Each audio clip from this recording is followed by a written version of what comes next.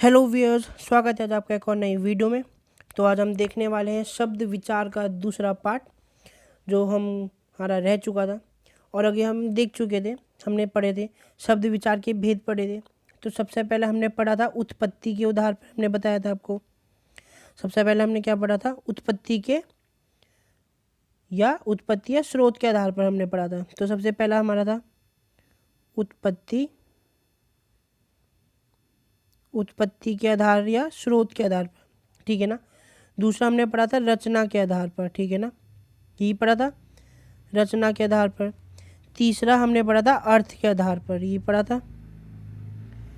तीसरा हमने पढ़ा था अर्थ के आधार पर पढ़ा था, ठीक है ना। और चौथा हमने क्या पढ़ा था, प्रयोग के आधार पर। क्या पढ़ा था, प्रयोग के आधार पर हमने इसके भेद, हमने 4 हिस्से में इसको बांटा हुआ था, ठीक है ना। तो हम ऑलरेडी उत्पत्ति हम पढ़ चुके हैं, और आज हम पढ़ने वाले रचना के आधार पर, ठीक है ना। तो आज हम पढ़ने वाले रचना के आधार पर। तो देखते हैं, तो रचना के आधार पर भी हमारे इसके आधार पर भी हमारे 3 हिस्सों में इसको बांटा गया है। तो जब हम रचना के आधार पर कहते हैं, तो रचना के आधार पर हमारे को कितने हिस्सों में बांटा गया है इसको। रचना के आधार पर सबसे पहला होता है हमारा रूढ़ शब्द। क्या होता है, रूढ़ शब्द, ठीक है। दूसरा होता है हमारा यौगिक, ठीक है, दूसरा हमारा होता है यौगिक। तीसरा हमारा होता है योग रूढ़ होता है, ठीक है ना। तीसरा हमारा क्या होता है, योग रूढ़। तीसरा होता है हमारा योग रूढ़ शब्द होते हैं, ठीक है। हमारे इस पे कितने भेद होते हैं, मैंने बताया 3 भेद हो जाएंगे हमारे इसमें। 3 आधार पे इसको 3 प्रकार में बांटा गया है। अब सबसे पहले रूढ़ शब्द होता है। अब रूढ़ शब्द क्या होता है, ये वो शब्द हैं जो किसी विशेष अर्थ के लिए प्रसिद्ध हो गए हैं। इसका मतलब ये कुछ ऐसे शब्द हैं जो किसी एक स्पेशल वर्ड के लिए फेमस हो चुके हैं, ठीक है। अब अंतर क्या है इसमें, ये इनके सार्थक खंड नहीं हो सकते। अब सार्थक खंड होने का मतलब, अगर मैं रूढ़ शब्द में से किसी का, अगर मैं इसको अलग करने की कोशिश करूं तो अलग तो हो जाएंगे, लेकिन उनका सार्थक मतलब कोई मीनिंगफुल वर्ड नहीं बनेगा। जैसे योग रूढ़ का हम सबसे पहले अगर एग्जाम्पल देखें, एक चित्र, ये योग रूढ़ का एग्जाम्पल है, ठीक है। अब चित्र को अगर आप अलग करना चाहें तो ये बट नहीं सकता। चित्र को अगर आप अलग भी करें तो एक शब्द होगा ची या त्र। तो ची का अपना कोई मतलब नहीं है, त्र का अपना कोई मतलब नहीं है, इसलिए ये रूढ़ शब्द है। इन दोनों को जब मिलाएंगे जब भी एक वर्ड बनेगा चित्र, और इसका मतलब होता है, ठीक है ना। तो अब चित्र किसी एक अलग वर्ड के लिए फेमस है। चित्र मतलब हमारी इमेज हो गई, तो ये फेमस तो है कि हाँ हमें पता है चित्र का मतलब, लेकिन अगर हम इसको तोड़ें तो इसका हमारा कोई मीनिंगफुल कुछ बनता नहीं है। इसलिए इसकी डेफिनेशन क्या होती है, जो शब्द किसी विशेष अर्थ के लिए प्रसिद्ध हो गए हैं दिखाते हैं, ठीक है। तो हमारे इसमें हमने बताया 3 हमारे उसमें बांटा हुआ है, रोग, यौगिक, योग रूढ़, ठीक है। देखो, तो जो रूढ़ शब्द होते हैं हमारे, ये लिखा हुआ है, डेफिनेशन पढ़ सकते हैं आप। जो शब्द किसी विशेष अर्थ के लिए प्रसिद्ध हो गए हैं उन्हें रूढ़ शब्द कहते हैं। इनके सार्थक खंड नहीं हो सकते। जो मैंने एग्जाम्पल दिया चित्र का, ऐसी मेज को अलग करना चाहोगे तो मे अलग और ज कोई मतलब नहीं बनता है, ठीक है ना। सिमिलरली अगला शब्द हमारा आता है योग रूढ़ आता है। क्या आता है, योग रूढ़ आता है या यौगिक आता है। हम यौगिक करते हैं, ठीक है। तो यौगिक हमारा क्या होता है, यौगिक शब्द भी सेम यही होता है, लेकिन ये बना एक से ज़्यादा शब्दों से बना है। ये हमारा एक से ज़्यादा शब्दों से बना होता है।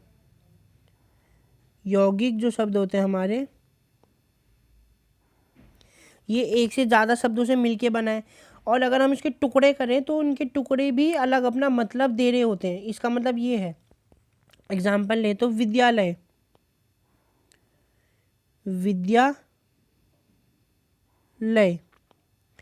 ठीक है।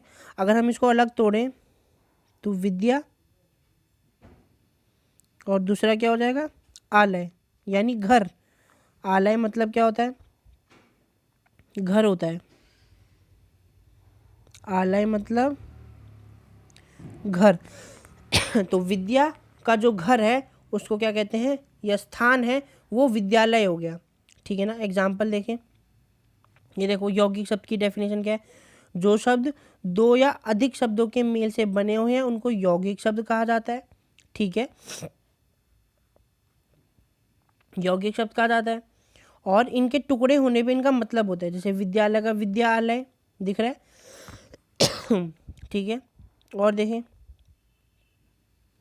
उसके बाद गाड़ी वाला, तो गाड़ी और वाला। तीसरा होता है योग रूढ़ होता है। क्या होता है, योग रूढ़ होता है। देखते हैं योग रूढ़ समझते हैं, फिर एग्जाम्पल पे जाते हैं। तो ये भी हमारे जो शब्द होते हैं, ठीक है, तो जो योग रूढ़ शब्द होते हैं हमारे, वो सेम क्या होते हैं, यौगिक शब्द जैसे ही होते हैं। और फ़र्क क्या होता है, अभी जब मैंने बोला जब सेम होते हैं तो फ़र्क भी तो होगा, जब भी तो अलग नाम है। तो योग रूढ़ में फ़र्क ये होता है, ये बने तो दो और अधिक शब्दों से मिले होते हैं, इनका मतलब भी अलग अलग हो जाता है। जैसे एग्जाम्पल है, लेकिन वो किसी एक स्पेशल चीज़ के लिए नाम दिया होता है।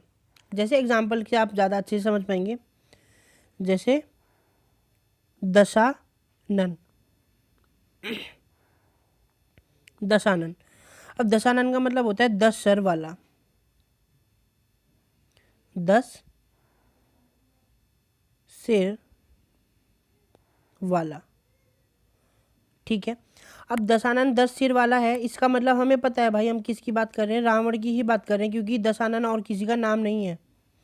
हम यहाँ पे रावण की ही बात करने जा रहे हैं, तो हमारा आंसर क्या हो जाएगा, रावण। ऑप्शन में आया। यौगिक शब्द जो होते हैं वो एक से ज़्यादा शब्द होते हैं, हम उसको किसी के लिए भी इस्तेमाल कर सकते हैं। लेकिन योग रूढ़ में भी सेम है, दो से ज़्यादा तो हैं, पर वो किसी एक स्पेशल चीज़ के लिए यूज़ हुआ जाता है। जैसे नीलकंठ दूसरा एग्जाम्पल है। एग्जाम्पल और देखते हैं हम, देखें जैसे नीलकंठ, नीले कंठ वाला किसके लिए होता है, शिव जी के लिए होता है। लंबोदर, लंबे उदर वाला यानी मुंह वाला, नाक वाला, तो क्या हो गया, गणेश हो गया। नंदलाल, ये नंद के लाल हो गया, श्री कृष्ण को बोल, यानी अगर हम नंदलाल बोल रहे तो हम इस नंदलाल और किसी को नहीं बोला जाता कृष्ण जी के अलावा, समझ में आ रहे। ऐसी चतुर्भुज बोले, यानी चार भुजाएं वाला, चार भुजाएं वाला और कौन है, विष्णु के अलावा और कोई नहीं है, समझ में आ रही है। तो ये हुआ इसका मतलब। ठीक है ना, तो अभी तक हम रिवाइज कर लेते हैं जो हमने पढ़ा एक बार फिर से। ठीक है ना, तो अभी तक हम क्या पढ़ चुके हैं, शब्दों के 4 भेद पढ़े हुए हैं हमने। सबसे पहले उत्पत्ति स्रोत के आधार पर, जिसमें हमने क्या क्या पढ़े, तत्सम, तद्भव, देशज, विदेशी और संकर शब्द। ये आप जाके पिछली वीडियो में पढ़ सकते हैं जाके। अभी हमने क्या पढ़ा, रचना के आधार पर पढ़ा। ठीक है, रचना के आधार पर हमने 3 भेद पढ़े। सबसे पहले क्या पढ़ा, रूढ़ शब्द पढ़ा। ठीक है, रूढ़ के बाद हमने क्या पढ़ा, यौगिक शब्द पढ़ा।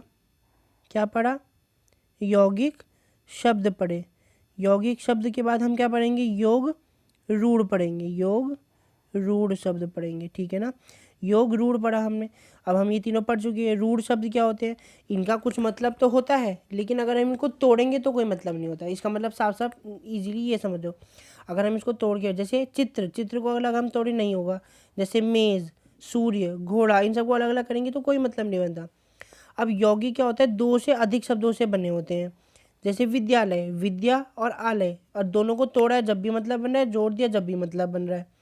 तीसरा योग रूढ़, ये भी है, 1-2 से ज़्यादा शब्दों से बना है, तोड़ेंगे जब भी मतलब बनेगा, ना तोड़ेंगे जब भी मतलब बनेगा। लेकिन इसमें जो नाम होते हैं वो किसी एक स्पेशल पर्सन को डिनोट कर रहे होते हैं, एक स्पेशल थिंग को डिनोट कर रहे होते हैं, तो उसको हम कहते हैं योग रूढ़। ठीक है ना, तो अभी तक हम 2 प्रकार पढ़ चुके हैं, एक उत्पत्ति या स्रोत के आधार पर, दूसरा रचना के आधार पर। तो अगली वीडियो में हम क्या पढ़ने वाले हैं, अर्थ के आधार पर। ठीक है ना, तो मिलते हैं नेक्स्ट वीडियो में नेक्स्ट टॉपिक के साथ। तो till then bye, thank you. और प्लीज़ कमेंट्स में बताना ना भूलें। ठीक है, जो अगर आपको नहीं आ रहा है समझ में तो प्लीज़ ज़रूर बताएं। Sip your chai, you got nothing to hide. Yeah, your future's so bright, so just smile like there's no one watching. Don't need